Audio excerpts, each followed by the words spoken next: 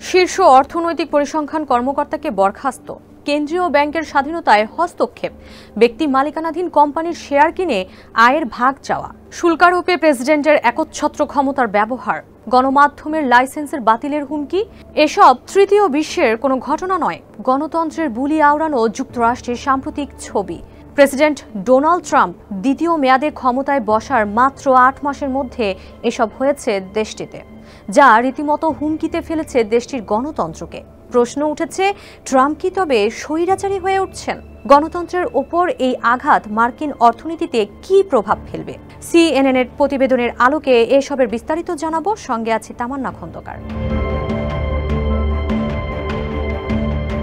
বিশ্বের অন্যতম প্রাচীন গণতন্ত্রের দেশ যুক্তরাষ্ট্র বিশ্বব্যাপী গণতন্ত্র প্রতিষ্ঠায় প্রভাবও বিস্তার করে দেশটি। সেই দেশেই এখন ঝুঁকির মুখে গণতন্ত্র।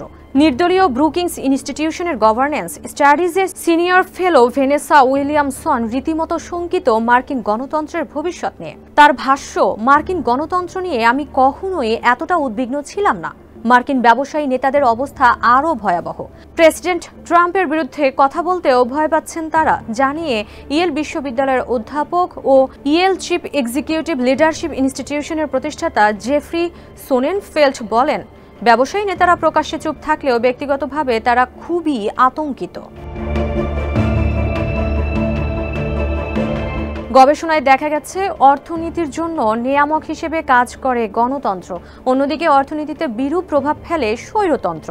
জানিয়ে উইলিয়ামসন বলেন, গণতন্ত্র অর্থনীতির জন্য লাভজনক, কেননা স্বৈরশাসকরা অর্থনীতি ঠিকভাবে চালাতে পারে না। জানিয়ে 2019 সালে শিকাগো বিশ্ববিদ্যালয়ের peer review journal of political ইকোনমিতে প্রকাশিত গণতন্ত্র প্রবৃদ্ধির কারণ শীর্ষক গবেষণায় দেখা যায়, কোনো দেশে গণতন্ত্র প্রতিষ্ঠিত হলে দীর্ঘমেয়াদে মাথাপিছু আয় বাড়ে গড়ে প্রায় 20%, যেখানে চালিকা শক্তি হিসেবে ভূমিকা রাখে বিনিয়োগ, শিক্ষা ও স্বাস্থ্য খাতের উন্নতি। জনপ্রিয়তাকে পুঁজি করে ক্ষমতা আঁকড়ে থাকার প্রবণতা কম বেশি সব নেতার মধ্যেই আছে, তবে এটি দীর্ঘমেয়াদে অর্থনীতির জন্য সুফল নয়, বরং ক্ষতির কারণ হয়ে দাঁড়ায়। এমনটি বলছে মার্কিন ইকোনমিক রিভিউয়ের 2023 সালের এক গবেষণা। সেখানে 1900 থেকে 2020 সাল পর্যন্ত 51 জন জনপ্রিয় প্রেসিডেন্ট ও প্রধানমন্ত্রীর ওপর জরিপ করা হয়। এতে দেখা যায়, জনপ্রিয় নেতাদের ক্ষমতার 15 বছরের মধ্যে সংশ্লিষ্ট দেশের মাথাপিছু আয় বাড়েনি, বরং গড়ে 10% কমেছে। এর কারণ হিসেবে গবেষণায় বলা হয়, জনপ্রিয় নেতারা সাধারণত রাজনীতিবিদ হিসেবে ক্ষমতা গ্রহণের পর জনসাধারণের প্রতিনিধিত্ব ও ভাগ্য পরিবর্তনের কথা বলে, কিন্তু বাস্তবে কোনো কাজ করে না। সম্প্রতি মার্কিন যুক্তরাষ্ট্রেও যা লক্ষ্য করেছেন ব্রুকিংস ফেলো উইলিয়ামসন। তার মতে, যুক্তরাষ্ট্রে গণতন্ত্রের ক্ষয় এতদিনে ধীরে ধীরে হচ্ছিল, কিন্তু এই বছর তা দ্রুত গতিতে বেড়েছে, যা উদ্বেগজনক। আমরা কল্পনাও করতে পারছি না কতটা খারাপ পরিস্থিতির দিকে এগোচ্ছি। রাজনৈতিক বিশ্লেষকরা ট্রাম্প প্রশাসনকে গণতন্ত্রের জন্য হুমকি হিসেবে দেখলেও তা মানতে নারাজ হোয়াইট হাউস। এই ব্যাপারে হোয়াইট হাউসের মুখপাত্র কুশ দেশাইয়ের ভাষ্য, ট্রাম্প প্রশাসন আত্মবিশ্বাসের সঙ্গে অর্থনৈতিক গতি ফিরিয়ে আনছে। অ্যাপল, এনভিডিয়া, মার্ক সহ বৈশ্বিক কর্পোরেশনের $1 ট্রিলিয়ন বিনিয়োগ টেনে অর্থনীতিতে আস্থা ও গতিশীলতা পুনরুদ্ধারের চেষ্টা চালাচ্ছে। অথচ বাইডেন প্রশাসন যখন সামাজিক মাধ্যমে সেন্সরশিপ, অবৈধ অভিবাসন, রাজনৈতিক প্রতিপক্ষের বিরুদ্ধে বিচার বিভাগের ব্যবহার করেছেন এবং মুদ্রাস্ফীতি বাড়িয়েছেন, তখন রাজনীতি বিশ্লেষকরা কথা বলেননি। সম্প্রতি কৌতুক অভিনেতা জিমি কিমেল চার্লি কার্ক হত্যাকাণ্ড নিয়ে মন্তব্য করায় ডিউনি ও এবিসি নিউজের বিরুদ্ধে ব্যবস্থা নেওয়ার হুঁশিয়ারি দিয়েছেন ফেডারেল কমিউনিকেশনস কমিশনের চেয়ারম্যান ব্রেনজান কার। পরে লাইসেন্স বাঁচাতে একরকম বাধ্য হয়ে কিমেলের অনুষ্ঠান স্থগিত করে এবিসি, যার প্রশংসা করেন প্রেসিডেন্ট ট্রাম্পও।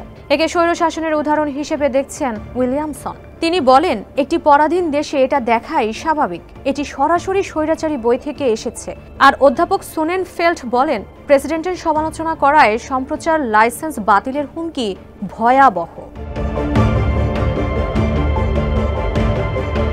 ক্ষমতায় এসেই ফেড ও অর্থনৈতিক পরিসংখ্যান দপ্তরে হস্তক্ষেপ করেছেন ট্রাম্প। ফেডারেল রিজার্ভে অপ্রত্যাশিত চাপ প্রয়োগ করেছেন। কথা না শোনায় পরিসংখ্যান সংস্থার প্রধান এরিকা ম্যাকইন্টারফারকে কোনো প্রমাণ ছাড়াই ডেটা জালিয়াতির অভিযোগে বরখাস্ত করেন।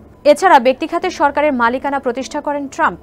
ইন্টেল সিইও লি বুতানকে চীনের সঙ্গে সম্পর্কের অভিযোগে পদত্যাগ করতে বাধ্য করেন।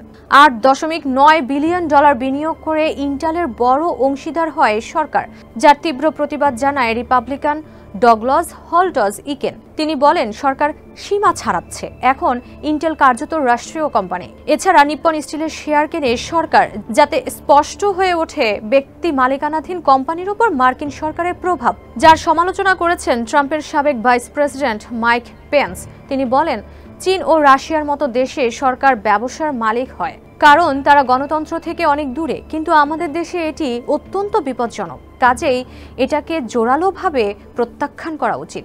আর সোনেনফেল্ডের ভাষ্য, মাগা আন্দোলন মাওবাদী বা মার্ক্সবাদীতে পরিণত হয়েছে। ট্রাম্পের এমন নগ্ন হস্তক্ষেপের ব্যাপারে কথা বলতে ভয় পাচ্ছেন মার্কিন ব্যবসায়ীরা, কেননা মে মাসে ট্রাম্পের সমালোচনা করার পর খেলনা কোম্পানি মেটেলের সব আমদানির উপর 100% শুল্কের বোঝা চাপানোর হুমকি দিয়েছেন তিনি।